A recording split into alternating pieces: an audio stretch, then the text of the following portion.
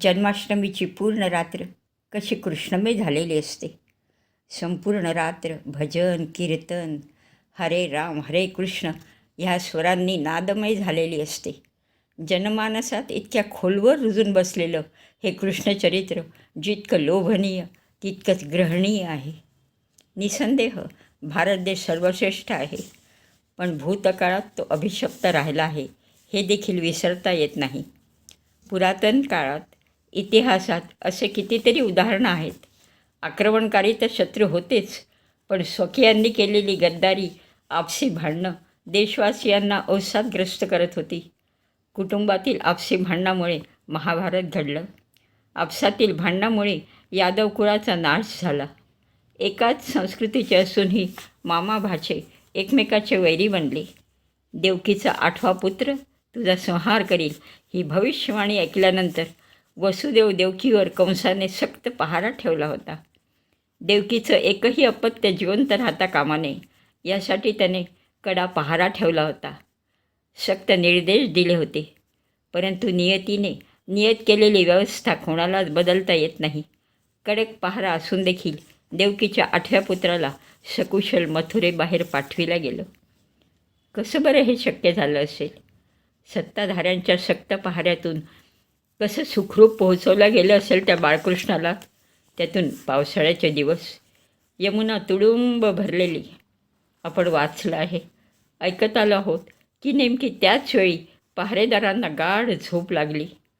कुलूप लावून बंद केलेले दरवाजे आपोआप उघडले गेले. बाळकृष्णाला टोपलीत ठेवून व ती टोपली डोक्यावर ठेवून निघालेल्या वसुदेवाला यमुना नदीने वाट करून दिली. केवळ योगायोग म्हणून या गोष्टी स्वीकार न करता एक प्रबळ संभावना ही देखील असू शकते की वसुदेव देवकीने आपल्या सदाचरणाने कारावासांच्या सर्व कामगाराशी स्नेहसंबंध स्थापित केले होते. त्याचाच परिणाम हा झाला की कृष्णाला कंसाच्या तुरुंगवासातून सकुशल बाहेर नेण्यास त्यांनी मदत केली. पावसाळ्याचे दिवस होते.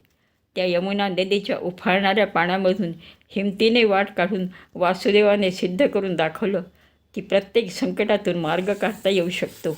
धैर्य ठेवायला हवं. बाळकृष्णाला नंद यशोदेच्या स्वाधीन करून त्यांच्या नवजात मुलीला आपल्या टोपलीत ठेवून वसुदेव आलेल्याच मार्गाने परत जातात. इथे लक्षणीय गोष्ट ही की ज्या मुलीला त्यांनी वासुदेवाबरोबर पाठवलं ती मुलगी त्यांचं प्रथम अपत्य होतं. कंसाच्या हातात सोपवल्यानंतर होणाऱ्या परिणामाची त्यांना पूर्ण जाणीव होती. तरी पण त्यांनी आपलं पहिलं अपत्य वासुदेवाच्या स्वाधीन केलं. राजनिष्ठा हवी यासाठी. अशी राजनिष्ठा जेव्हा देशवासियांमध्ये असेल तेव्हाच देशाचा उत्कर्ष होऊ शकतो. सगळ्या व्रजवासियांनी पण हीच निष्ठा दाखवली आणि कृष्णरक्षेचा विडा उचलला. कालांतराने कृष्णाने पण त्यांच्या विश्वासाची रक्षा केली हे आपण जाणतोच. देवांचा राजा जो इंद्र, त्याच्या मनात कृष्णाच्या लोकप्रियतेमुळे ईर्ष्या असूया उत्पन्न झाली होती. म्हणून त्याने अतिवृष्टी आरंभ केली. त्यावेळी आपल्या करंगळीवर गोवर्धन पर्वताला उचलून व त्याखाली सर्व ब्रजवासियांना आश्रय देऊन श्रीकृष्णाने त्यांची रक्षा केली होती.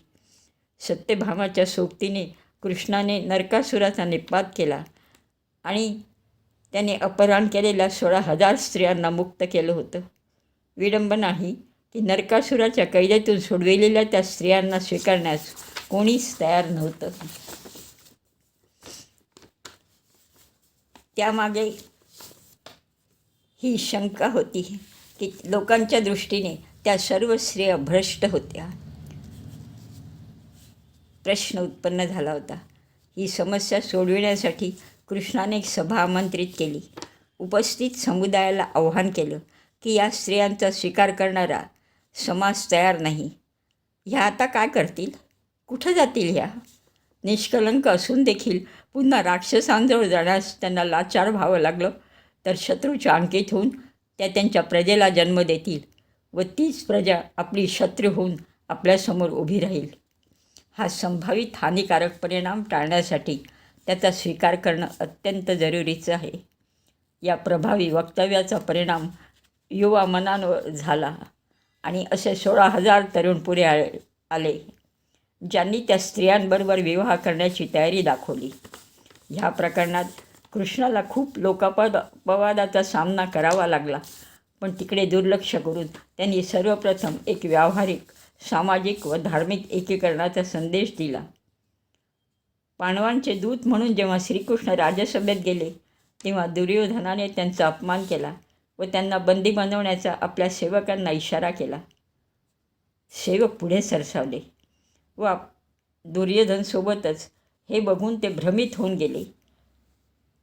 कृष्णच कृष्ण दिसत आहेत सगळीकडे, खरा कृष्ण कोणचा? कुणाला बंदी बनवायचं? विचित्र परिस्थिती निर्माण झाली. काय चमत्कार होता हा! हा चमत्कार नव्हता, तर ते दूरदृष्टी श्रीकृष्णाचं एक संरक्षण दल होतं, ज्याचा उपयोग त्यांनी केला होता. सुदर्शन पथक या नावाने ते दल जाणलं जात होतं. ह्या युक्तीचा उपाय वेळोवेळी हिटलर, सुभाषचंद्र बोस यांच्याकडून केला गेला होता. श्रीकृष्णाच्या जीवनातील कालीय मर्दनाचा उल्लेख आजच्या घडामोडीतील संदर्भात फार जरुरी आहे. यमुना नदीमध्ये कालियाचं वास्तव्य होतं, त्यामुळे यमुनेचं पाणी विषारी झालं होतं. ते विषारी पाणी गायीच्या मरणाला कारणीभूत होत होतं. तेव्हा त्या सापाचं मर्दन करणं अति आवश्यक होतं. दुसरं कारण असं की साप विषारी तर असतोच, पण एक कृतघ्न प्राणी पण आहे.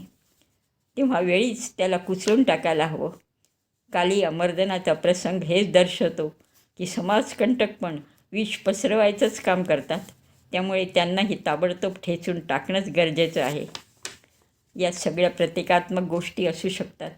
श्रीकृष्णाने मानव रूपात जन्म घेतला होता, तेव्हा मानवीय दृष्टिकोनातूनच त्याच्या कार्याचा आढावा घ्यायला हवा.